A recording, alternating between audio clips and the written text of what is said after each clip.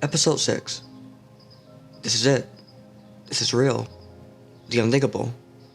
There's been a lot of that going around lately. First, Joe got to be Joe again, with a solid repellent against any press speculating against him. Then he was left no choice but to go public in connection to someone's death, followed by suspiciously traveling to where an undeniable murder of a relevant individual took place, before coming right back. And now, he's been arrested. For the 2 murders he didn't commit at that. How is Joe going to get out of this one? How is he going to maintain Kate's trust throughout this process? How is he going to win custody of Henry now? Before Joe can get answers to those questions, first he has to understand what led to this moment. Candace and Delilah. Let's start with Delilah, Joel's former landlord and older sister of Ellie Alves, who knew him as Will Bettelheim. She's a journalist, always either looking for a story to break or collecting hush money not to. One of Henderson's victims long before Joe killed him to stop him from victimizing Ellie and others. She was friends with Officer David Fincher, and that friendship was not without its benefits. But for a time, during a break between Joe and Love's dating season, he and Delilah exchanged benefits. This may or may not have encouraged Officer Fincher to look into him further when he was ordered to let Joe and Delilah out of their cell after being arrested when they were caught having sex in public. That and the fact that he remembered pulling Joe over for jaywalking the night of Henderson's murder, and letting him go in exchange for expensive limited edition headphones, in spite of his very low salary. Headphones in which Henderson was spokesperson for. Eventually, Delilah took a bite into Finch's speculation about him, so she let herself into Joe's home, searched everywhere, until she found the keys to his storage unit at the Lock of Fame, where she found the human aquarium and its collection of various tokens. Little did she know, thanks to Candace breaking in prior, he installed a nanny cam and saw everything, leading to him catching her in time, and locking her in. Determined to let her go just as he did with Will, Joe made arrangements to flee the country and leave everything behind, leaving Delilah in timed cuffs that would have unlocked automatically by the time he was gone. These plans were thwarted by Love Gwen, who followed him to the scene and killed Delilah as soon as he left her after checking on her. Which brings us to Candace, who managed to figure out where Joel's dark space was being kept thanks to a video sent to her by 40 while he and Joe were both high on acid. And what do you know? When she got there, Joe was standing right over Delilah's body. But instead of calling the police, she called Love to use that as a way to show her who she's dealing with when it comes to Joe. But little did they know, it was her that slit Delilah's throat. Candace learns this the hard way when Love does the exact same to her. The question now goes back to one Joe asked Love years ago. What did she do with the bodies? Her answer was that it's best if he doesn't know. Which is not really an answer, but to piece it together, a better question would be, who else would know where the bodies are, now that Love is dead? Who knew about Joel's connection to the victims and has resources to reallocate bodies into the new crime scene that was later discovered by the LAPD? Well, Joe does know one thing, and it's that there was only one person out to get him after he faked his death and staged his wife's suicide, that being her father, Ray Quinn, who sent out a fixer to kill him. These quote-unquote new bodies were found not too far from Manavran, after an anonymous tipster, aka Ray, pointed law enforcement in that direction. Joel's PI actually discovered this while he was traveling, but couldn't warn him in time due to how quickly they expedited the whole process. With the Quinns having law enforcement pull, this was clearly an inside job, but the bodies were preserved, giving off the impression that they were more fresh than they actually were. Forensics have spotted mixed signals, ultimately suggesting that their deaths could have been at any time in the past 4 no more than 5 years. Either before Love Quinn's alleged suicide, or after Joel's fake death. Nevertheless, if there's a possibility that Joel did this, per Fincher's testament to the police and Ray's, then that needs to be explored. So a warrant for his arrest was filed, and he was extradited from New York to California. After waiving his right to a hearing, as any opportunity to defend himself is also an opportunity for the prosecution to incriminate him further and sway him into taking things away from its element of mystery in a way that can later be used against him, let alone insinuate. Joe isn't too surprised. Dealing with Natalie showed him that Love was a huge amateur when it came to getting away with murder. Her first kill, Sophia, was a cleanup job all done by her parents, So of course, she couldn't have done anything clever on her own, not without Daddy's help. And now, him not pressing harder to the truth has caught up to expose his. The media attention, let alone the rallies behind Joel's transition from one place to another in cuffs, has been insane. From the approval of his extradition, to being put in a cell, to being taken out and placed on his transportation, etc. Crowds form, calling him a murderer, seeking justice for Marienne. On the flip side, protesting his innocence, with some focusing on his good looks. The only thing that stuck to Joe was the look in Ellie's eyes when she had to watch him be taken away. Unfortunately for Joe, unlike the Quinns, Kate doesn't have as much pull in California, but she does have enough to bite off the book's visit that isn't monitored anyway. She tells him that she appreciates knowing about love. That side of things she's not worried about, and she's glad that he's worked up the courage to tell her about Marienne, and then challenged himself afterwards to not take anyone else's life into his own hands. But she now has to ask him where this Candace person is coming from. This time, Joe answers the question with a question. Why hasn't this scared her off? Everywhere she turns, she has to learn something dark about Joe that he didn't have to gall to her in the first place, while also having to worry about the trust and safety aspect of their relationship. She surprises Joe by sharing a secret of her own. She didn't go to London just to check on her art school. She went to London to pay Nadia a visit, to make sure nothing going on in the States and later Paris would encourage her to break her silence. This is when we get a flashback to their time back in the UK from Kate's perspective, starting when Nadia first arrives at her visiting station. She picks up the phone, shocked to see Kate, and terrified at the same time. Nadia immediately goes on the defense. She insists that although she knows about Roald from watching the news, she also knows that he was the bad apple in the branch, and still isn't going to say anything to anyone. However, Kate takes things from a surprisingly different angle by telling Nadia that she's starting to grow more and more concerned about who she's considering marrying, and needs to know if he's truly dangerous and irredeemable before cutting ties.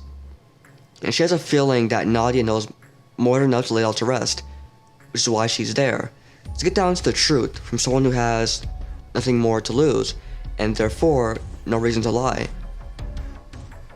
Nadia doesn't bulge at all, of course, recalling Marianne's testament that he always gets away, no matter what, making all attempts to take him down useless.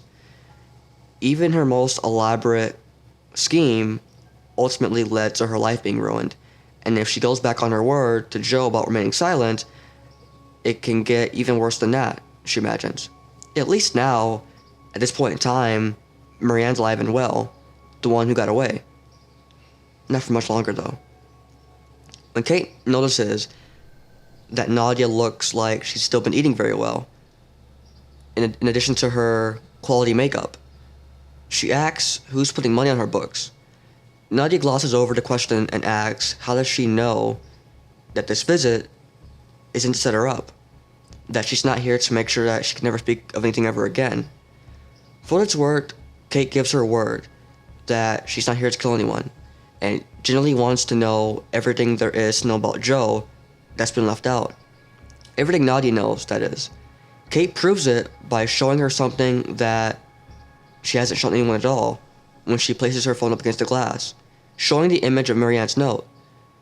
Nadia's eyes bulge, and her jaw drops, as she immediately worries about where that came from and if Marianne's okay. Kate assures her that it's just something that she wrote to her friends before she fled to Paris years ago. Then asks if she's alright, or if Joe killed her. Nadia then folds. She confesses that she's alive, but that Joe very nearly succeeded in killing her, and that she almost didn't make it in time to resuscitate her. She then proceeds to tell Kate everything, to her knowledge, from Reese Montrose, the Rich, to Marienne and Eddie. And when she's done, Kate says that she knows what she must do, and has to put him in a cage, one he can't get out of, and never look back. Nadia wishes her the absolute best of luck, and reports back to her cell. But of course, Kate was purely acting. As soon as Nadia turns her back, Kate nods to the guard, signaling approval. Next thing we know, Nadia is brutally attacked while doing janitorial work when she's in the showers. A couple of inmates drag her in and beat her to a pulp, while the guard, well, stands guard. In spite of her screams of fear, her cries of pain, and the sound of her body making rough contact with the walls, floors, and limbs of those attacking her, it doesn't end. Eventually the screams stop, but the beating continues on her unresponsive body, as she continues to lose a lot of blood from the cuts and stabs. When they finally leave her there, there's not a sign of hope in sight that she'll make it. She survives. Barely. Just about. As Laurel, Kate did promise that she wouldn't kill her. But the only thing that she's able to communicate now is that she wants to be put in solitary confinement. When Kate's finally done telling Joe the story, rather than feeling shocked and disgusted like he did when Love killed Delilah and Candace, he feels emotional. He gets teary-eyed. He has no words. Handling Nadia was the last potential remote kill he had in mind, but his hero has already taken care of it. Kate's first words on the matter, on the other hand, is anything to protect our family, right? She's fine. She'll be in ICU for about a week, but she'll manage. Not a single word should come of her. You see, the reason why Kate continues to trust Joe is because when Joe broke down about killing Marienne, she knew he was telling the truth, because she knew what the truth was already. As long as Joe's willing to be honest with himself and continue to peel back the layers of honesty, Kate will be in his corner. Because in order to keep him good, she needs to know what she's keeping him good and safe from, which makes the relationship as strong as it can be. Because Joe having someone in his corner, in spite of how dark his demons are, inspires him to be the best he can be for them, while also feeling seen and recognized. And when Kate keeps Joe good, she keeps herself good. That's why she didn't have Nadia killed. Being with Joe keeps her aspiring to be better than her dad, who had Adam killed on the spot. And now it's Joe's turn to be honest again. And he does this by telling her everything about Candace Stone, from when they first met, all the way up to Joe killing Elijah, repenting for it, and her eventual death by Love. It's believed that since all evidence is very speculative, there's too much contention to pin these murders on Joe, while also being too much to suggest that they are in fact being pinned on him when he didn't do them. That's both the strength and the weakness of this case, but the pure weakness is that if Ellie, Fincher, and anyone else have anything to say about it, they can make a compelling argument for why it was more likely that he killed Lila, and therefore also killed Candace, as bodies were found together. Anywho, Kate's off to meet with Joe's lawyer. Yes, they already had the best lawyer in mind in case something like this happened, and Joe's heading down for the night to rest up for the trial, as it's been indeed a very long day. But before they part, Kate asks Joe for the last time if there's anything else she needs to know about, and Joe says, well, there is one thing. It's the next morning, and Joe is meeting with his lawyer without Kate's presence, as she has other business to tend to. Meet Lafayette Laufey Roald Barcelo, a former assistant district attorney from New York City. Laufey is known for his uncompromising sense of justice and deep empathy for those caught in morally complex situations, as a standout prosecutor in the Special Crimes Unit. He earned a reputation for his relentless pursuit of justice and his ability to navigate the gray areas of the law. His career took a dramatic turn when he made the heart-wrenching decision to end the suffering of an infant with a terminal and painful degenerative disease. The state had denied the parent's request for compassionate end-of-life care, and Laufey, moved by a similar personal tragedy, intervened directly, leading to his prosecution for homicide. The trial was a media sensation, with public opinion deeply divided.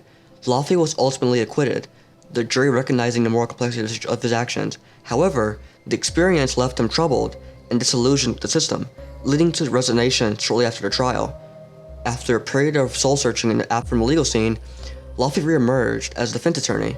He now used his intimate knowledge of prosecutorial process and his belief that not all crimes are black and white to defend clients in morally ambiguous situations, particularly those where he feels the legal system fails to see the nuance and humanity behind the actions of the accused. Despite taking the life of an infant and being a defender for those commonly believed to be undeserving of a defense, Laufey is a man of principle, deeply compassionate, and driven by a strong moral compass. He is an eloquent speaker and a masterful strategist in the courtroom, known for his ability to sway juries and judges by highlighting the human stories behind legal cases. His past as a prosecutor gives him a unique edge, as he can anticipate and counter the strategies used by the prosecution. Laufey's return to the legal arena as defense attorney coincides perfectly with Joel's high-profile trial. You see, his defining moment was actually back in 2018, the same year Joe, who followed this controversy, met Beck. They first connected upon Joel's return to the States years later. Now that his unique perspective as a defense attorney has gotten him plenty of experience with similarly colorful cases, and now, here they both are. Laufey Barcelo believes in the complexity of human actions, and has extensive experience with high-stakes, morally charged cases, making him perfect for the defense of Joe Goldberg. Guilty or not, he sees the potential for redemption in Joe, and intends to argue passionately for understanding and leniency, focusing on the psychological and emotional factors that drove Joe to commit his crimes. For now, he and Joe focus on building a case against the false charges, with Laufey determined to present Joe not merely as the cold-blooded killer the media may want the world to believe, but as a deeply flawed individual shaped by his own traumatic experiences. The arraignment goes as expected. Joe pleads not guilty, and of course, no judge in their right mind wouldn't remand someone who managed to fake their death to flee the country, although Laufey does try to contest it, to no avail. During pre-trial, the following evidence is submitted by the prosecution.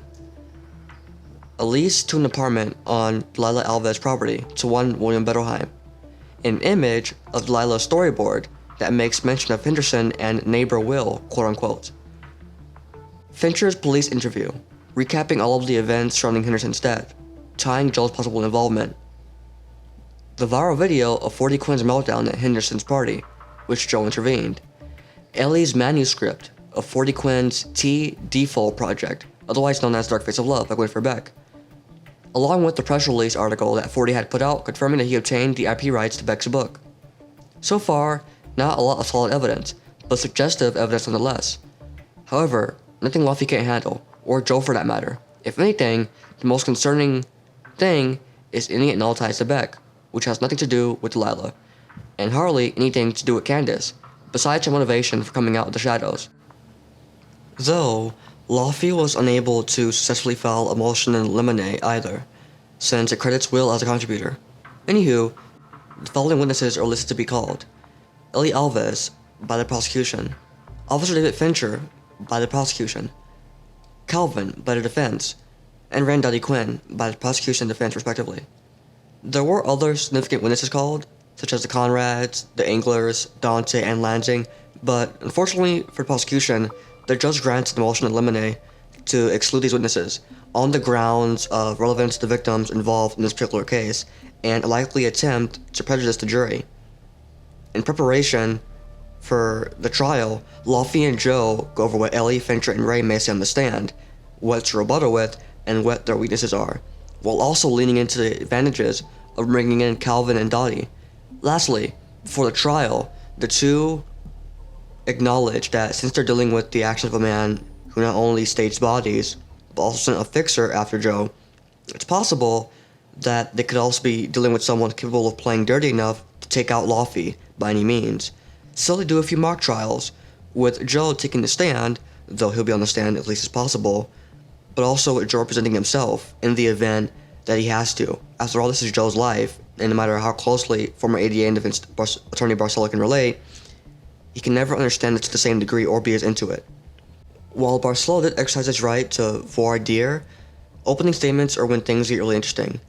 The prosecution tries labeling Joe as the real monster behind the Magdalena story, but this is immediately objected by Barcelo due to relevance, forcing them to reroute their case into Joe simply being a second monster that was painted as the victim. They consider Joe a murderer that is no better than Love Quinn, if not worse, and that throughout the trial, they intend to show evidence, along with witness testimonies that prove that Joe needs to be behind bars for the safety of the public or anyone who may find themselves in his trail. And by proving that he killed Candace Stone Delilah Alves, it will also pave the way for more investigations, future incriminations, for more victims and families to have justice and closure. Barcelo opposes this with his opening statement by establishing that there is no trail unless you want to hold the actions of Joel's abusive ex-wife against him. He's always been a model citizen, a humble minimalist who knows how to be a good neighbor, referencing Claudia, take care of the elderly, another reference to Mooney, and always lives his life contributing something good to the world that everyone can benefit from. Mooney's Rare and Used, a Novrin, Marjorie Linda's Public Library, Professor Jonathan Moore, and mayoral candidate of New York City. but that there are evil forces in the world that don't take kindly to those trying to make it a better place. In fact, they persecute them, strike fear in those in favor of them, bring out every weapon they have to use against them, and in the end, make scapegoats out of them. So that when the time to choose a side comes once again, you're too confused to not change your mind, vulnerable enough to believe the opposite of what you once did. Joe Goldberg's not a murderer, Barcelo contends. He's a personification of faith in humanity. This gets the crowd of jury, audience, and media all riled up, forcing the judge to call order so that Barcelo can finish with saying that they'll come to find all of this when the evidence fails to hold, and when the witnesses fall short in rationalizing the prosecution's case. While Barcelo's execution was perfect, this route was also an alternative. Rather than being made out to be some kind of unsung hero, Joe would have preferred going after Ray Quinn for trying to take him down as a means to avenge his daughter. But this isn't the time for that kind of justice, and it would be too difficult to prove while simultaneously trying to disprove the prosecution's case. So the defense at this time is a moral counterpart to the claims they're up against. If the prosecution rests their case, they may very well go after everything there is to know about Joe Goldberg. And if the defense rests theirs, then Joe can proceed to complete his mission and taking down everyone out to get him, both the legal way and the illegal way. And now the opening statements are all the way, it's time for the presentation of the prosecution's case, starting with their first witness, who will get to process their new knowledge of who Joe really is for the first time on the stand, that being Ellie Alves. Episode 8. Before she's called to the stand, the first exhibit is presented, which is a video testimony of Ray Quinn, in a series of questions and answers by the prosecution. Here's what he had to say after being sworn in. Question. Ray Quinn, the bodies of Candace Stone and Delilah Alves were found near Navran, which you co-owned with your ex-wife, Dottie Quinn. However, the shop was primarily run by your late children, Forty and Love Quinn. The latter was married to the suspect, Joe Goldberg, and later admitted to being the perpetrator of the Linda murders before taking her own life. What do you have to say for the way this looks and why some might believe that Love could actually be the perp? Answer. For starters, I don't believe that Love killed herself, nor do I believe that she was nearly the suspect that she was made out to be, or that that email she sent out was even hers. Barcelo immediately objects when Ray starts implicating Joe with his comments about Love being one of Joe's victims, similarly to when he did during the opening statements. The judge overrules with the notion that if Mr. Quinn doesn't move things along, they'll cut the video short, while also instructing the jury to disregard those first few statements. The video continues. But I understand that we're here to talk about Joe, and let me tell you, he was no saint either. When he came into our lives through my daughter, everything changed. And by that I mean my son, who suddenly went off the rails, is dead, my daughter became a multiple murderer, and then killed herself, allegedly. And since our grandson has been born, my ex-wife has been losing it too. It all started with him, and I asked the jury, or anyone, to look for the things that can't be seen clear as day, instead of gearing all your attention toward what's already there because it wants to be seen or has no choice but to be. Who even is Candace, and why did Joe happen to live on the property Delilah managed right where he could see Madera's house before they had even met? If he wants to get really into it, Barcelo objects again. This time the judge sustains and takes immediate action, calling for Joe to be stopped. Joe is not happy, for a couple of reasons. The first one being that Ray planted some very concerning seeds in the heads of the jury. The main reason, on the other hand, is that he was not properly informed by Laufey that there would be video testimony of Ray being presented, a one-sided one at that. Laufey tells Joe not to fret, as they'll be entitled to the opportunity to cross-examine him later. He tried to object to this submission, but unfortunately, the jury approved in favor of the prosecution on grounds of Ray being unavailable for that position due to conveniently being out of state on work travel during trial preparation, and isn't estimated to be back anytime soon. But on the bright side, his testimony was likely shown now to set the tone for what they're about to ask Ellie, so Laufey will work with that for now. When the prosecution examines Ellie, they both go over her relation to Delilah and what her perception of Joe was, along with when she last heard from them both. Delilah's sister saw her after a fight they had about how she left Ellie alone overnight to kick it with Joe. She left the next day, never to be seen again. As Joe knows, this was of course when she went snooping around, eventually finding the cage that she never made it out of. Joe, who went by Will at the time, was seen as a relatively average guy, according to Ellie. One could tell he was an outsider trying to fit into LA, but there was nothing to pinpoint her suspicions on him. Until one night, he just so happened to be at the same improv show as her, where Henderson was in attendance. Not long after, Henderson held a party at his own residence, which Joe attended with 40 Quinn. The prosecution then presents the next exhibit. The viral meltdown 40 had at that party not long before Henderson died, which shows Joe getting involved. It's been established by Ellie that Joe knew about Henderson's history, his past with Delilah, the allegations, and a bad night Ellie had after a visit where she lost time. Then one night, she went to Henderson's for what was supposed to be a party. She later learned that she was the only one invited. The last thing she remembers is passing out after cheers in the living room and waking up alone. So she left, and the next day, Henderson was announced dead. And the investigation jumped between conclusions: tragic accident, suicide, then murder. The case went cold after 40 was considered a suspect. Ellie last saw Joe at a Nav run, when he claimed that the Quinns are responsible for Delilah being missing and gave her money to start a new life. While he had been sending her money ever since, she didn't see him again in person until this year at his campaign launch party. During the cross-examination, Barcelo references back to a few things to make them more clear, starting by asking Ellie if she knows who Joe attended the improv with, and she says 40, deeming the entire scenario purely coincidence, seeing as she was there for Henderson, a celebrity, same as 40, who just so happened to have Joe as his plus one. This is true. Barcelo then asks Ellie if she mourns Henderson, and of course she says no. At first she did until she was certain Henderson was the person Delilah said he was. She also says no when asked if she feels anything negative for whoever killed Henderson, due to the simple fact that he was a predator, and says yes when asked if Joe served as a reliable support system when she went away, while adding that he never abandoned her, which he said he wouldn't. Has Joe ever given Ellie any reason to believe that he would want to see her sister hurt or dead, given the fact that last time Ellie saw the two of them together, they had just returned from being arrested for public lewdness? She confidently says no. And Barcelo says nothing further. In hindsight, it's clear that Ellie doesn't want Joe to take the fall for Henderson's murder that he owned up to, but at the same time, really wants justice for Delilah's murder. So she doesn't stop there when, during the redirect, the prosecution rephrases Barcelo's last question. Delilah, aside for just a moment, has Joe ever given you any reason to believe that he has the capacity for murder, or contradicted the idea that he would never? Ellie's answer to that is a whopping yes, and when asked to elaborate, she says because he once confessed to killing someone, but refuses to name who. And that's not the half of it. The true pipe bomb is when she unveils that in the final draft of 40 Quinn's Dark Fates of Love, he discovered that Guinevere Beck wasn't killed by Dr. Nikki, but by her ex-boyfriend, and the signs point to that being Joe Goldberg.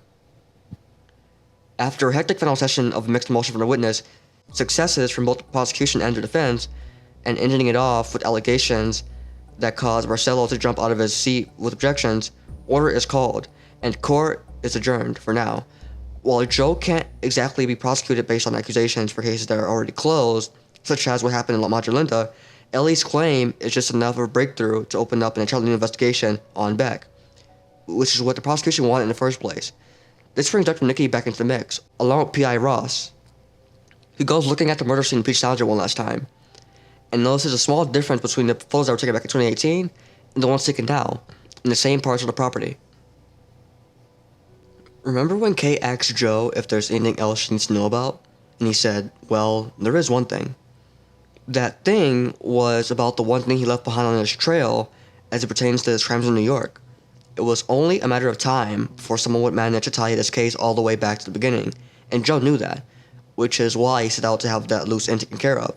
Because if they can nail him for killing Beck, they can pretty much tie everything together from there, if they look hard enough. So he told Kate everything he needed to know about Beck, like he had to do for Love, and like he had to do for Marienne. The next step was sending the right person for the job, which no one was able to do on such short notice. So Kate risked it all, starting with her own personal reputation, to do it herself. She shows up to Peach's old home in Greenwich, which is still owned by the Salingers, dressed in the disguise of Russian spy, and inconspicuously walks right up to the front door, placing flowers on the doorstep, and stares at the memorial photo of Peach that is framed on the door. She stands there still, quietly, peacefully, until someone taps on her shoulder from behind. Florence Peaky Salinger, the mother of Peach, says that all flowers, food, and donations are to be sent to the battered women's shelter in Fall River, as Peach was a very passionate advocate for women's rights. If that were the case, if Peach was such a feminist, then why did she violate Beck's privacy, creep on her, and live to cut down all her other female friends? Posting an embarrassing old video of your drunk friend to get them canceled anyone? She came after Joe because she wanted Beck all to herself, like some prized possession, and condoned Benji's presence because he had more resources for Beck to extract from him than Joe did. Fundamentally seeing men as just that, a materialistic resource. She was more of a narcissistic female supremacist than an advocate. Anywho, Kate says that she's not making a donation. She's doing what you do when you visit a dead loved one. I'm sorry, come again? Florence asked. Kate, who introduces herself as Jasmine, then tells her story about the time she met Peach at a Brown University frat party back when she attended boarding school in Rhode Island. Peach was alone, in a room, looked like she had just finished crying, before Jasmine asked her, "What's the matter, sweetie?" Then suddenly, Peach, while gazing into her eyes, got up and the two just spontaneously began making out. She didn't expect much of it, Jasmine claims. But then, next thing she knows, Peach pushed her onto the bed, yanked her skirt up, and let her have it. It was both her first time and her best time. When they were finally done, and ready to actually talk like human beings, Peach confessed. She was having a hard time because she's in love with her best friend, and knows that friend will never love her the same way in return. At the time, Jasmine's hair was longer and blonder, same as that best friend, which is why Peach went for it. Jasmine felt used, but she understood, and hoped that one day Peach would either come to terms with her friendship or find a best friend that can love her the same. They even exchanged information before leaving, although they never called each other.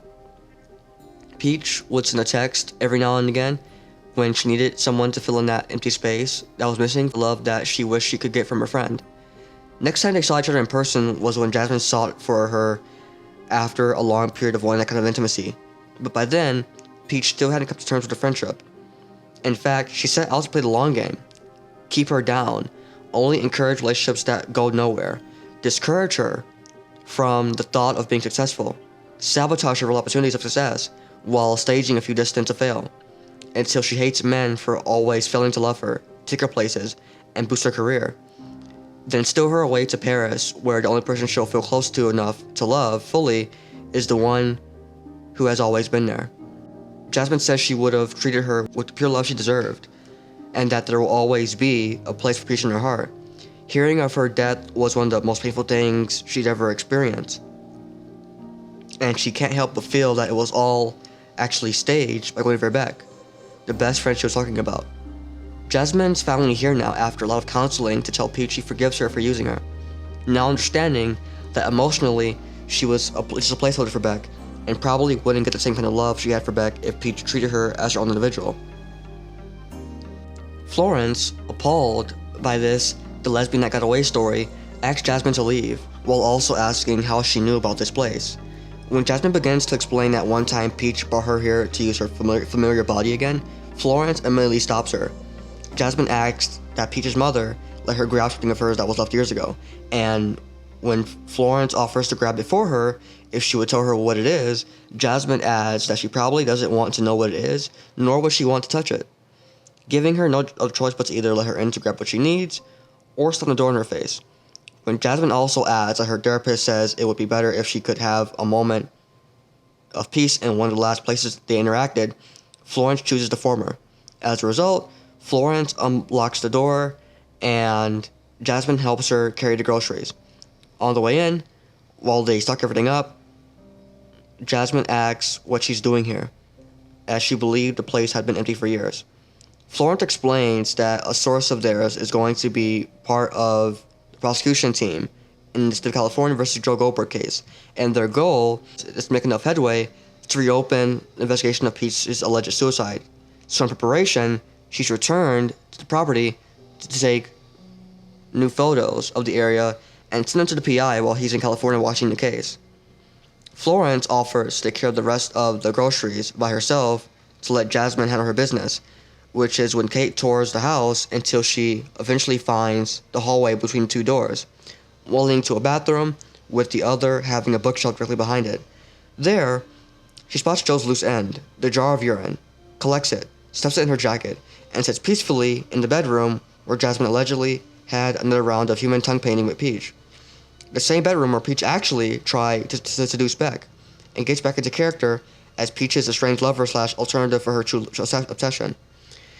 When Florence eventually finds Jasmine there, sitting on the bed, she asks her if she's got everything she needs out of her visit, to which Jasmine says yes, before thanking Florence, giving her an unreciprocated hug, and heading on her way. Kate pays Joe another off-the-books visit, this time in a more designated area within the facility. She enters with a huge smile on her face, which Joe immediately picks up as good news. She then shows Joe photos and video footage of her emptying the jar and destroying it, before cleaning up and dumping anything tangible that remains. "You did it," Joe says. "No, Jasmine Grayson did it," Kate responds, as she leans into Joe, kissing him, letting go to stare deep into his eyes, before dropping her clothes, and helping him take off his, as they both turn this into a conjugal visit. The next day, a conference is held in the judge's chambers to discuss confidential evidentiary matters. Due to Ellie's pipe bomb, the prosecution is making an attempt to unseal Joe's private juvenile records, which they believe is where the answer to Joe's unheard of murder can be found. And they're right, because if these records are unsealed, then everyone will know that Joe killed his stepfather when he was a kid. Kate is in attendance as a support person, and Curtis managed to make the cut as a fact witness. Barcelo fights for Joe's right to privacy alongside Curtis, who has a juvenile record and therefore a unique perspective on the repercussions of having one that can be identified. The way the prosecution tells it, these records could speak to whether or not Joe has the capacity for murder, and could potentially reveal connectable forensic dots that aren't visible unless they have that knowledge. But the defense, including Curtis's input, believes that Joel's actions in the juvenile department remain things that he did as a minor, and therefore are relevant to the case, and should not be held against him both during this trial and beyond the trial. Should he ever pursue political office again, seek another job, investment for his business, or work with anyone in any way. While Barcelo finishes hashing it out with the prosecution, Joe and Curtis have time to catch up. Bridie sends her best regards. Joe asks him what he's doing here, because he knows he was already in the neighborhood if he got here on such short notice. Oddly, Curtis gently explains that he brought Ellie, which also answers another question Joe had about why Ellie was able to stay in New York for as long as she did, and how she made it back to California, seeing as it was unlikely that Ray would have helped her commute. While Joe wishes Curtis didn't indirectly contribute to the prosecution's case by assuring Ellie's attendance, he made himself useful on Joe's behalf, as the judge rules to not unseal any juvenile records, and that if they get another judge to, it wouldn't be admissible to this case due to relevancy. But with every win there is in life, there's also a loss close by, as Kate is once again disappointed with the amount of secrets that are still being kept between the two of them. First Marienne, then Candace, and now his stepfather? What else doesn't she still know? In fact, she's even on her last straw because of this, on the verge of walking out on Joe when he needs her the most. Episode 9. Joe could see her disappointment during the conference, particularly while she was observing him as he spoke with Curtis. Did that moment they had when Joe was in the hospital, allegedly telling her everything, mean nothing to him?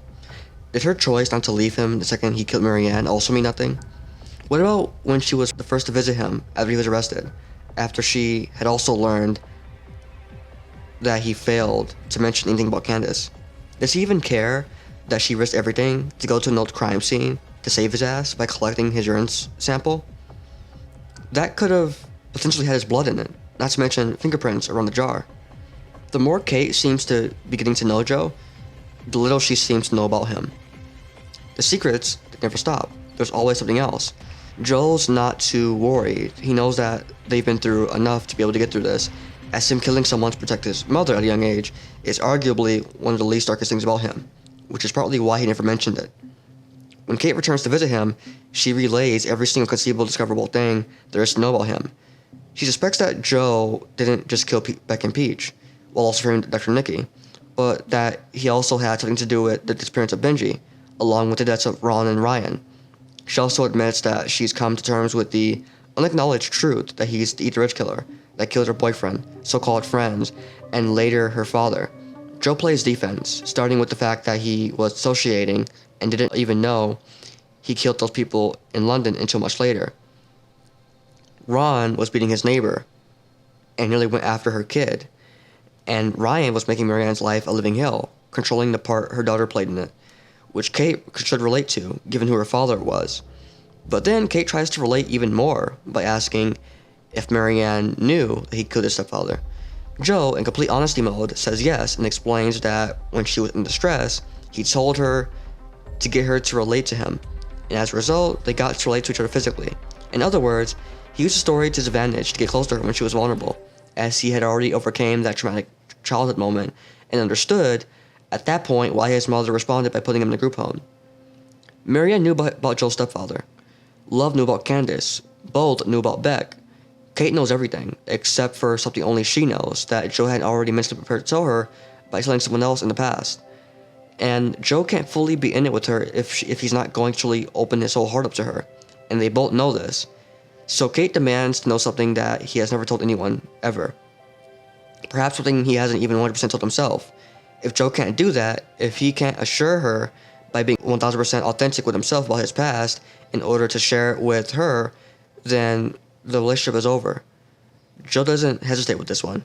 He immediately realizes that what he must confess to Kate. There's only one thing I haven't come to terms with enough to tell anyone, not even myself, Joe begins. I didn't just kill my stepfather. I also killed her. Who's her? Kate asks. My mother, Joe reveals. Ethan once said it best. Shit got dark, pulls Candace. But the real story begins after young Joe confronted his mother and her new child. He didn't just look up her file to track her down. He also nabbed an ID badge from one of the HRs reading Nurse Fiona's desk and pickpocketed the other for cash, using information on the badge to track down their headquarters, where they keep information on their employees, which led Joe to Fiona's residence, where she was frantically gathering the last very important belongings for her alleged move to Ohio, before Travis was back to see if he could find her there. Joe surprises her at the door. She quickly pulls him inside before anyone could see that someone was home. She had more bruises, injuries, fractures. When Joe asks her if she's really going to Ohio, she clarifies that she actually doesn't know where she's going, but wherever it may be, it'll be somewhere far. Joe doesn't want her to go, but Fiona has to do his best for her. He even radically offers to help her put an end to Travis, like he almost did with that bully. Fiona doesn't want to go that route, nor would she expect that of Joe at his age. So she's leaving it to the authorities. And if they can't help her, then her only choice is to leave. She thanks Joe for being there for her, and always thinking of her. Joe rushes into her for a big hug. She doesn't let go for a while, but when she does, she grabs his hand and takes him into her room, where she tells him to sit on her bed. After locking the door, she leans down in front of him and gives him a peck that lasts noticeably long. Once she releases, Joe stares deeply into her eyes, and then reciprocates. While they both give each other more of themselves, Fiona slowly transitions her way onto her knees and unzips Joe's pants. Next, he starts breathing through his mouth as he relaxes his eyelids, with his head tilting back. When they're done, Joe doesn't know what to say, other than to thank her. Fiona wanted to leave him with something positive that he'll never forget, and hopes that he enjoyed himself before they can say their proper goodbyes. An entry attempt can be heard from the back door. Fiona tells young Joe to hide as Travis lets himself in.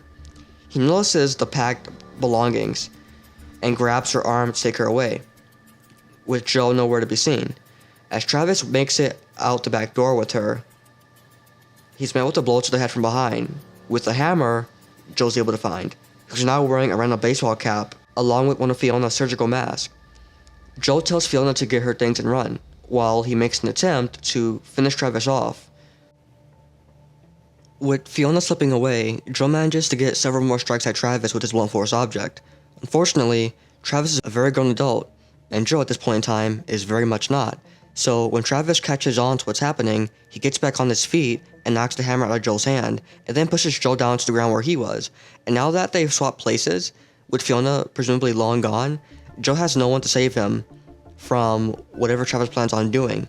The closer Travis gets, the more frightened Joe is, until just when he's close enough, Joe kicks Travis in the groins, retrieves the hammer, and strikes him one last time with it, knocking him down just long enough for him to get away. This marks Joe's first failed murder attempt, which brings us back to Joe's dark period post-Candace. As an adult now, Joe got his first taste of what long-term dating can be like, and so far doesn't like it. So instead of giving it another try, or at the very least a proper resting period, he goes back to someone that he loved to love. He looks up Fiona and can't quite find her under the surname she had when he was a kid, and eventually locates her whereabouts in Ohio. He takes the bus there from New York, and shortly afterwards learns why it was so difficult to find her. When she answers the door, followed by Travis appearing behind her, it's because her new surname is Travis's last name. Joe immediately looks to her hand, spots the ring on her finger, which in Joel's eyes appears to be really cheap. Fiona recognizes Joe. Travis does not. She asks that Travis gives them a minute. Naturally, Joe is frustrated, and him seeing her reminds her of the shame she should feel for choosing to let Travis take control of her life when he had the chance to run, even more so now that they're unionized. Joe then asks Fiona why did she do what she did to him, and why did he do what he did for her in an effort to save her future if this is how she repays him. Fiona is at a loss for words, and can only apologize for what it's worth.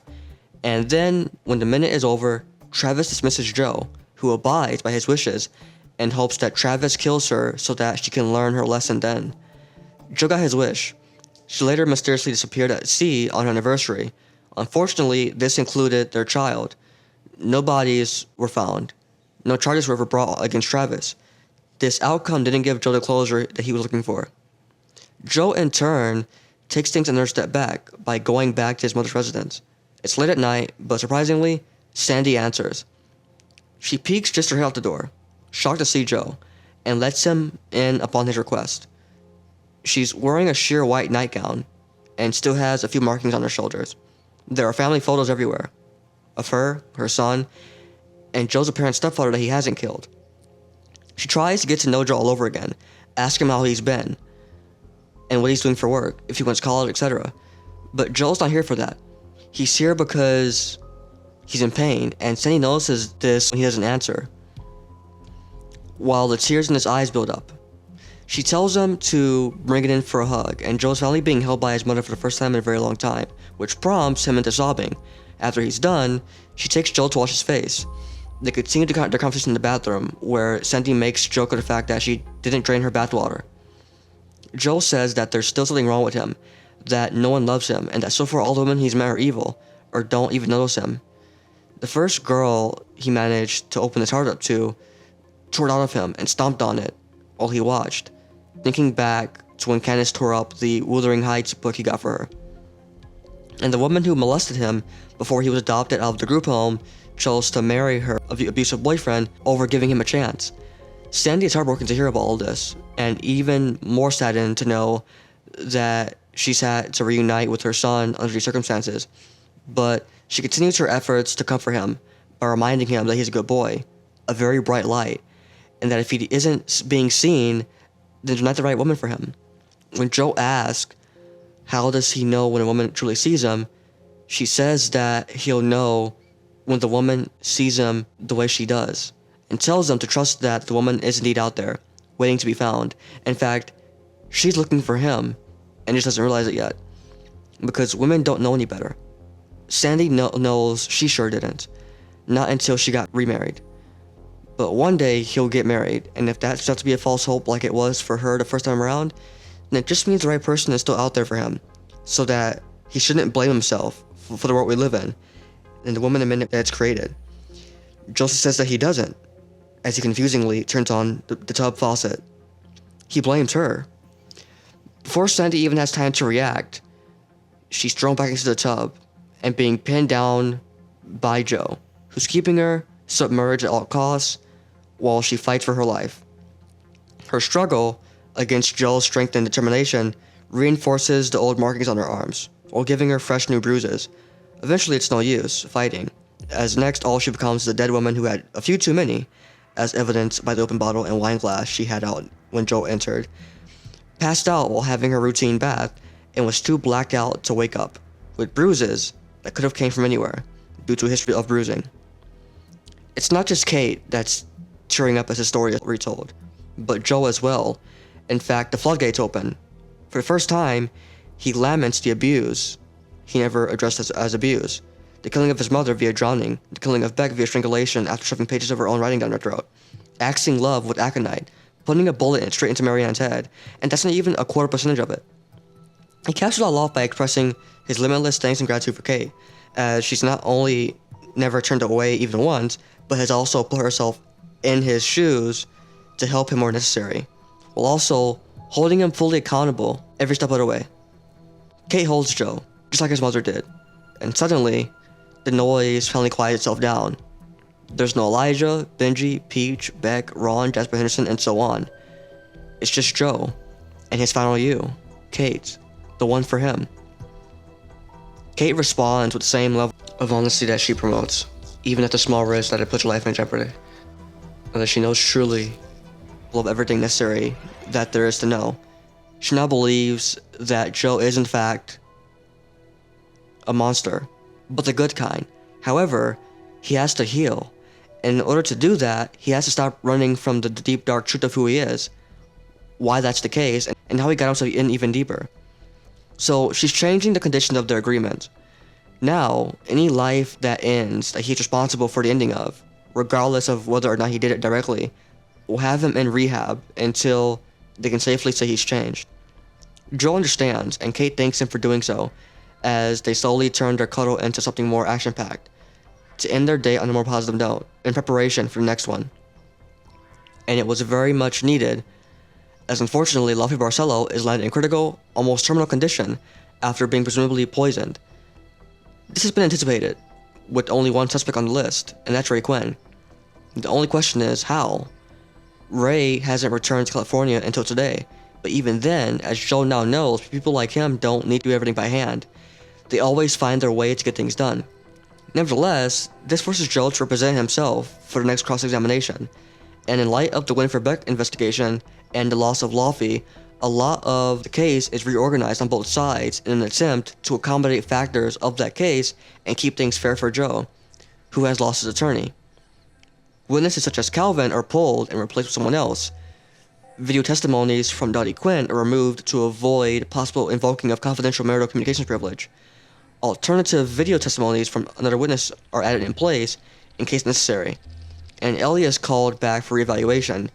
But first, as Laufey anticipated prior to his hospitalization, the defense gets to cross-examine Ray Quinn after his one-sided remote testimony. And since it's just Joe, he can't object while questioning him. Whatever Ray says may go unchallenged. The two don't waste any time getting down to the business. Joe's first question goes as followed. Mr. Quinn, which is met with immediate interruption by Ray. Don't Mr. Quinn me, Bittelheim. Don't call me Ray either. You lost that privilege when you killed my daughter. Just ask your fucking question. The judge gives Ray a warning. Joe continues. In your video testimony, you claim that since coming into your life as Love Quinn's boyfriend, later to become her husband, everything changed for the worse. From losing your son, 40, to Love coming out as a serial killer, and a noticeable mental decline, you claim, in their mother, Dottie. Would you like to clarify what any of that has to do with me? The prosecution takes a desperate shot at objecting, claiming that the question is argumentative, which the judge overrules. Ray has to answer. What do you mean what it has to do with you? Joe clarifies, even though Ray understood him. How do you claim me to be the reason why you're someone off the rails, your ex-wife is losing it, and that your daughter is a killer? Your words, not mine. Ray answers. Why don't you ask Ellie about what happened to her sister after you came into her life? Joe motions to strike that answer, and moves on to the next question. I'll take that as you have no answer, because it has nothing to do with me at all. The prosecution objects again on the grounds of badgering. Judge overrules, again. Why do you blame me for Love's insanity? Joe asks, condensing his original question. Because she was perfectly happy before you came along, and taking good care of her brother. Too much care, might I add. Ray surprisingly answers. Joe rebuttals by asking a follow-up question. Was she not mourning the loss of her ex-husband, who died under such circumstances long before I came into the picture? The prosecution objects due to relevance, and the judge once again overrules, as Joe successfully makes the case that it speaks to the Quinn family's responsibility for their own madness, excluding Joel's hand in it.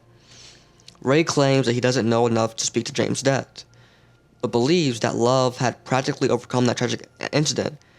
Joel then asks if Ray knew about the deaths of Candace and Delilah, or that they were missing before their bodies were recovered. Ray responds by asking if Joe knew. Instead of asking for assistance from the judge, Joel skips over to the next question. Do you or anyone else in your family have a history of meddling with the law and covering things up? The prosecution objects yet again due to facts being assumed that aren't in evidence, which was the wrong objection to make, as a fact was being asked of, not assumed. They should have gone for leading. This was a mistake made by the prosecution under pressure, and as a result, the judge was given no choice but to overrule. Ray argues, "What kind of question is that, and what does that have to do with you killing those women, my daughter included?" Joel says, "Your Honor, the bodies were found near his business years after I had left Los Angeles, and long after I fled the country after my ex-wife's suicide. It speaks to how we got where we are, despite the logical inconsistencies. The witness will answer, according to the judge." "No, we don't have any such history. You tool, stop asking them questions." The judge then gives Ray a final warning for that last part, and asks that Joe move things along. Joe then goes on a speedrun of questions. "Did you know Delilah Alves at all before her death?" Ray says, "No." And when Joe asks, "Did you know Candace Stone at all before her death?" Same answer, Ray says, "No." Joel then asks, "What about Sophia, the au pair that got killed at your home? Did you know her?" Ray's eyes bulge, prompting him to rise to his feet and strike Joe in the nose, starting an altercation in which Joe is pulled away as Ray is apprehended. Obviously, this was his last strike, and he is now held in contempt of court. Mission accomplished. Although Sophia's case was buried, perhaps Joel's pipe bomb will lead to an investigation of the Quinns, leading to the discovery that they staged Candace and Delilah's discovery with the help of the LAPD. Episode 10. With a huge, diabolical smile on his face and a bloody nose, Joe enthusiastically insists he's competent to continue this session while Ray has been taken away. In a surprise move, the prosecution calls Kate to the stand. Since Joe hadn't been able to pop the question, they're not married, and therefore can testify against each other. When asked a series of questions about what her overall opinion of Joe is, she has nothing but kind things to say, but she puts it all bluntly. She says that they're both a hybrid of a misanthropist and an altruist, who somehow still cares enough about people to want to save them, despite being cynical and seeing no point in it whatsoever. That he chose love Quinn at first because he tried to see the best in her before searching for the real love. He went above and beyond to escape that situation with his life, while also saving his son's future, not because he also behaves radically, but because there was no other way. He's overcome a lot, and like everyone else in the world, still isn't perfect, and has a lot more to overcome. And unfortunately, that means continuing to fight for his innocence when the devil jumps through hoops to place doubt between him and the world's trust. And if you don't see that, especially after what we've just all witnessed, then you're no better than Ray Quinn. Nothing further from the prosecution. Joe makes a decision to cross-examine Kate, and his first question picks up right where the prosecution left off. "So, you believe that we're here today because there are evil forces at will, is that correct?" Kate: "Yes, it is." Joe: "How do you know this for certain? How do you know it's not just me solely facing my comeuppance?" Kate: "Because if that were the case, you wouldn't be getting prosecuted for someone else's murders. That's the last thing you deserve, no matter who you are or what you did." Joe: "Do I have to be the one that committed those murders in order to be responsible for them?" Kate: "Well, isn't that how it works? Someone is murdered, and the person who killed them is the one held legally accountable?" Joe: "And what if I feel just as guilty by association? Better yet, what if I feel guilty for my negligence? Maybe I could have stopped Love Quinn sooner if I had my eyes open, if I saw the real her before it was too late." Kate: "You can overcome that, love. Just lead a better life. You can't do that rotting in a cell." Joe: "I suppose I can, but how do I know if I'm doing just that? Leading a better life?" Kate: "In order to know the answer to that, you have to ask yourself if you're still the same person you were before you last started over." Joe: "I strive not to be, Kate." Her answer: "Well, then there you go. Half of the work's already done." Joe asks, "And when does that lead into having overcome the life I lived before? How do I get there?" Kate: "You have to start by forgiving yourself." Joe: "So then by that logic, Shouldn't you forgive yourself for what you did as Catherine Lockwood? Kate gasps as the jury murmurs. The judge has to calmly call for order. During this pause in frequency, they both realize how astounding it is that the judge and prosecution even allowed for the dialogue to go on for this long, despite all of its informalities and lack of direction toward an actual point related to the case, instead of Joe's redemption. It's possible that the prosecution was hoping that Joe would incriminate himself along the way, while the judge himself didn't have any reservations, but was listening out for objections that never came. Or maybe everyone in the room is just that invested in their story, including the judge and prosecution. Kate answers the question with, "I suppose you're right, Joe Goldberg." Joe: "I appreciate the honesty, Kate Galvin. Now, I do have one last question I'd like to ask you in front of the judge, jury, and everyone else." After a bit of a pause, Joe pops his question. "Will you marry me?" Followed by getting down on one knee in the middle of the courtroom, as Kate's jaw drops, while a tear slides on her face. Kate answers the question with the question. "Have you forgiven yourself, love?" Joe, without hesitance, says yes. "Then yes, I do," Kate replies. She then gets off the stand as she and Joe share a kiss in front of everyone, who all stand up and applaud, minus the prosecution, who fear that Joe's won them all over. The judge, on the other hand, isn't as docile about the situation. He demands order and tells Joe that while he appreciates the gesture, that it's no longer the 80s and that they'll still have to go through a proper ceremony and procedure on their own time. "Nothing further, Your Honor," Joe says. The prosecution finally rests. In continuation of his winning streak, Joe calls his first long-awaited witness, Ellie Alves. These two are about to have it out for the first time since the campaign launch party, live and in court, in front of the judge, jury, audiences, and the rest of the world through the media. Now, last time Ellie took the stand, she implicated Joe to the world as a person of interest in the death of Guinevere Beck, and now there's a separate investigation underway. Whether or not that goes anywhere is a different story, thanks to Kate's intervention, but either way, these are more sensational waters that could lead to more trouble for Joe if Ellie spills any more than she has. So Joe decides to not build off of their last conversation, and instead decides to take it from the top. Not as a wrongfully accused man, a suspect, or his own self-defense attorney, but as a neighbor. Starting by asking Ellie if she believes that he killed Delilah. Her answer is that he knows someone did, but does she figure that it was Joe? She doesn't know. However, there are several red flags that could point to that possibility, one of which being, like she mentioned before, is that he allegedly admitted to killing someone, but the prosecution wasn't able to instill any records that would confirm that empirically. So that can't be delved heavily into without entering territory of relevancy, hearsay, and improper character evidence. But one red flag that Ellie can talk about is a contradiction in that Joe warned her about the Gwynns, implied that they were bad people, proceeded to marry one who ended up dead while he came out on top, seemingly unscathed completely. Joe's question to that is if it makes him a murderer. The prosecution objects, speculation. Judge overrules. Ellie admits that it doesn't, but that someone has to answer for Delilah's murder, as she starts to get emotional. Joe follows it up by asking who she believes that person should be, if not him.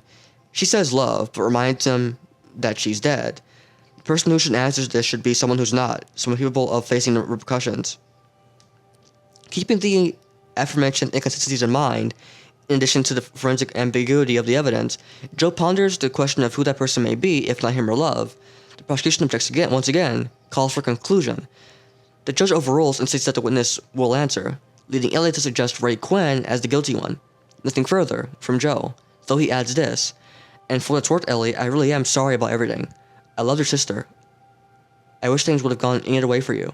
I'll still be here if you need me. It would still be an honor to be by your side as you get through and eventually overcome this." Despite the rationality in Joe's direct examination of her, that and his personal post statement, Ellie seems to only get more upset, more emotional, and tears build up even more.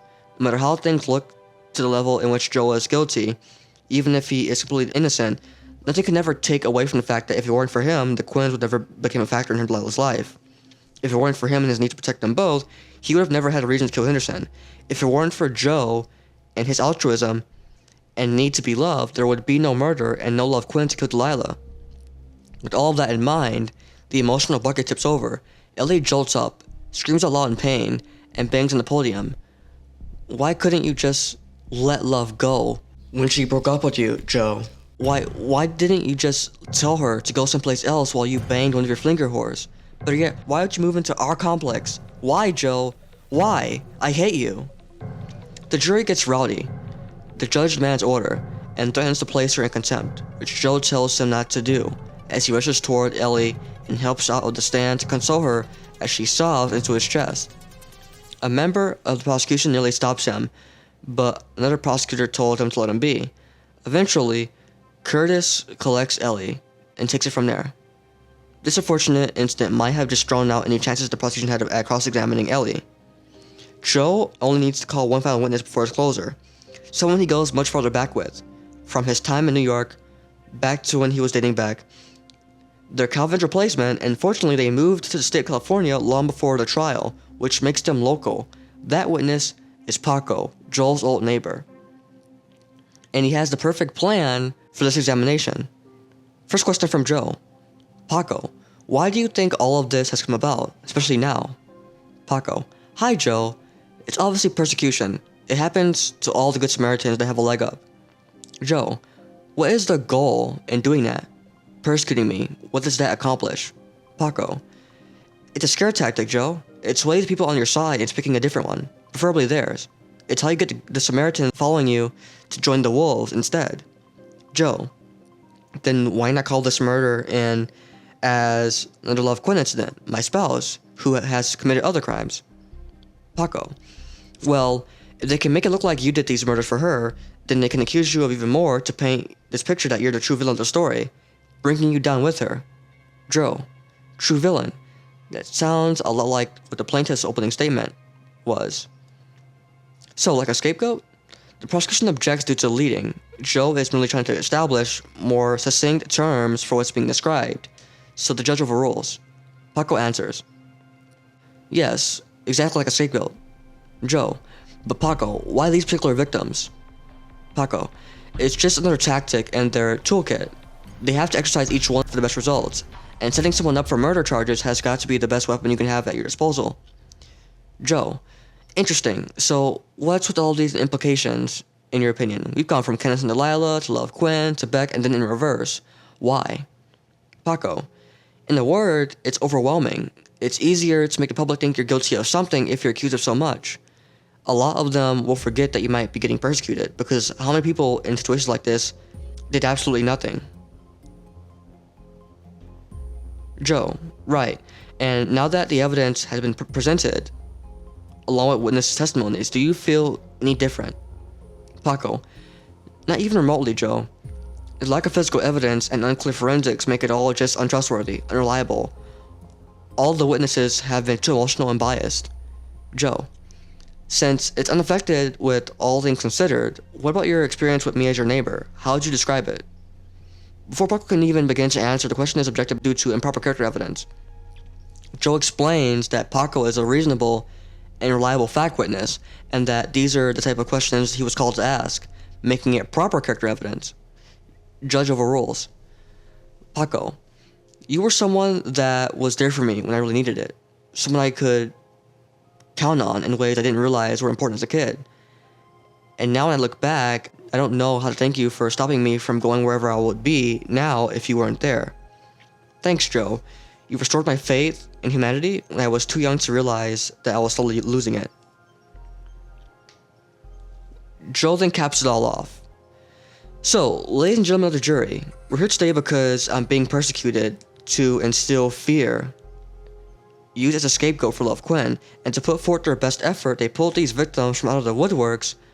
The prosecution objects to Joe for assuming facts, and the judge breaks Joe's winning streak by sustaining it and telling Joe to move it along. Joe continues, in the process of trying to get me prosecuted for this, they also tried implicating me in several other serious, unrelated crimes, but neither the evidence nor the witnesses have made the prosecution's case. Paco's testimony shows the opposite of what they're claiming. Even Ellie wasn't comfortable making the case for them, because deep down she knows the truth. The prosecution objects once again for improperly addressing the jury. The judge sustains again and asks Joe if there's a question in there somewhere, which he doesn't answer before proceeding. And by now, you all should know it too. It's exactly as Attorney Barcelo predicted in his opening statement. Persecution, fear, scapegoating, disillusionment, weaponizing old victims, all to cover up the simple, true story of Joe Goldberg. The judge interrupts. Mr. Goldberg, you're on thin ice. Joe doesn't stop. The one who restores faith in humanity. We've all seen her enough, and we've let this play out for far too long. So, Your Honor, on the basis of everything I just mentioned, I would like to move for a directed verdict. And that was it. Joel's perfect plan. He repurposed Barcelo's opening statement into a questionnaire for Paco's work examination, and then repurposed all of his answers into a full circle cross-reference going all the way back to Barcelo's grand opener, making the perfect unofficial closing statement in the form of a request for an early verdict. No cross-exam for Paco, no more witnesses, no more presenting of evidence, no stalling for more discoveries to be made or charges to be brought on mid-trial, just the conclusion from where it's all at now. The judge calls for a sidebar and asks a series of questions. What is the most substantial evidence that has been presented by the prosecution?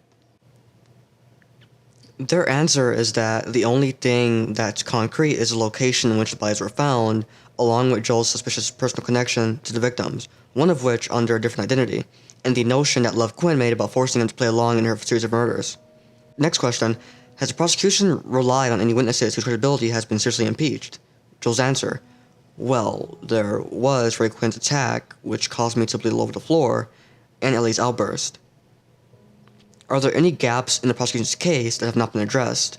According to them, they had other witnesses they planned on calling before the big case revamp, but they wanted to proceed their case before getting to them, as all that could be said was already said, and all evidence has already been brought up.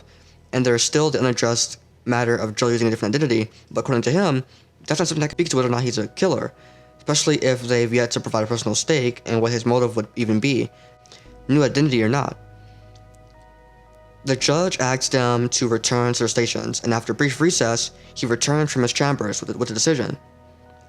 This judge believes that it is important for people who are believed, beyond a shadow of a doubt, to be guilty, to be put behind bars. It's also equally important for those who are convicted to have fought a case that proved their guilt beyond a shadow of a doubt. Stepping into the shoes of a reasonable person, it's for the best that they minimize the risk of the alleged guilty being behind bars when they're empirically and anecdotally more likely to be innocent. Therefore, since the sufficient evidence for the jury to reasonably convict is severely lacking, the judge rules in favor of Joel's direct verdict, acquitting him of all charges. After all, it's innocent until proven guilty, not the other way around. As all the cameras in the room flash, Joe and Kate celebrate. Paco cheers as he hops down from the stand to join in with Claudia, as the mixed reaction among the jury can be observed, with the prosecution, Ellie included, visibly disappointed. To further celebrate and once again take advantage of Joel being in the fate's good graces, Joe and Kate decide to subpoena Dante and Lansing, and successfully retain custody of Henry, just in time for him to attend their wedding and be there to witness the officiation of his new mom, where she also announces that he'll be getting a sibling, a little girl, for this time. It's not just a feeling. Skull theory. Despite his huge success as of late, Joe still believes that he and Karma are still in the midst of a very tense battle of tug-of-war, and tries not to get too excited. But now that he's a free man who has a wife, his son back, and soon he's going to have a daughter as well, he's officially the happiest, most excited man on the planet, on Earth. But he knows better than anyone that as much as the universe tends to give to certain people, including him, which is probably why he always gets away, the universe also knows how to give Karma the strength that it needs at any given moment to drag its target right back into the mud. And that's exactly what happens, as soon as celebration is over, Joel's arrested for the murders of Guinevere Beck and Pete Salinger, following a video that is played at Times Square of Dr. Nikki reporting that Paul Brown is Joe Goldberg. It gets worse.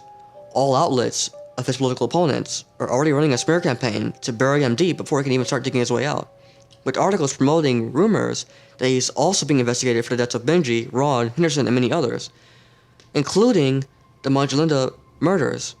And just when it couldn't get any worse, Nadia kills herself in solitary confinement, which she and Kate are both responsible for, meaning, per their agreement, he now has to go to rehab. To add insult to injury, in Nadia's predicament, She left a note behind saying, "It wasn't me, it wasn't Eddie, it was Professor Jonathan Moore, aka Joe Goldberg," which opens up an investigation on the Ether Ridge victims, including Reese Montrose. All of this also prompts prioritization of the investigation of Marienne Bellamy's death, which never stopped being looked into. The driving forces that made this happen was Ellie, who forgives Joe, but still sought justice, since Joe brought love into Delilah's life and is just as bad as her. But she didn't do it alone. She had some help from Curtis, who was secretly dating her the entire time, and was later bribed by Ray Quinn to slip something in Laufey's water during the conference they all had together. Officer Nico, who worked with the Peach family PI Ross to confirm that there is no Spencer Hewitt, and that there was definitely evidence tampered with around the time of the recent Joe and Beck allegations, and Nadia, who surrendered her life, but now without one last signal for the world to see.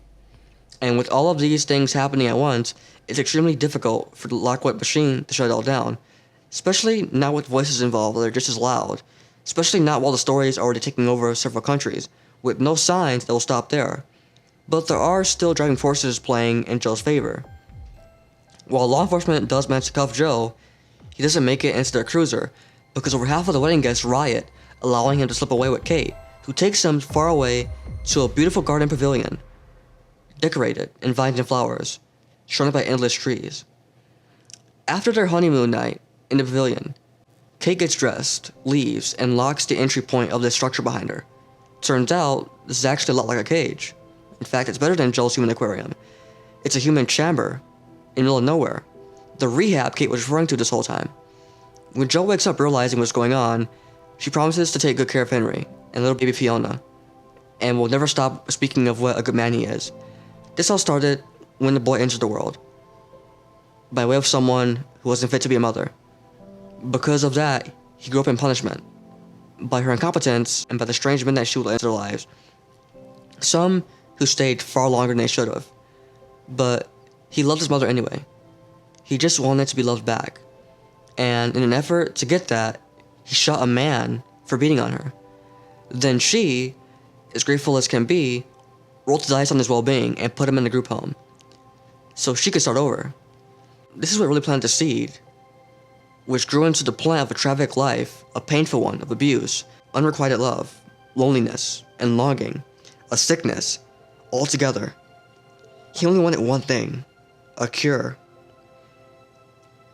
And there was only one way to get it, through love, one of the world's scarcest, most poorly distributed resources. But in spite of that, every now and then, someone came along and gave him a glimmer of hope, whether they meant to or not. And it led him on a roller coaster of action, emotion, taking him places, causing him to do unimaginable things, for love. In the process, he became a best-selling author, granted in someone else's name, married into a rich family, joined a profession far beyond what he was before, from bookstore manager to university professor, and then unionized with the daughter of one of the most powerful men on the planet, a billionaire. But now the ride's about over. The roller coaster has one last hill to zoom down before it's forced to start back up, all over again. So he falls all the way back to the bottom, but this time, with nothing there waiting for him. No money to fund an all-new lifestyle, no Mooney to turn to, not even his old, humble apartment with just him in it. Nothing at all. Unless he could find a way to shed the very thing that he just is as a result of where he started, and every stop he's taken along the way, for love. And when that happens, if it does, karma will find a way to set him free. But until then, all there is now is the story of Joe Goldberg that the world now knows about, with Kate to check in on him periodically and nourish him while it all unfolds. Will Joe successfully rehabilitate or find another way like he always does? Who knows?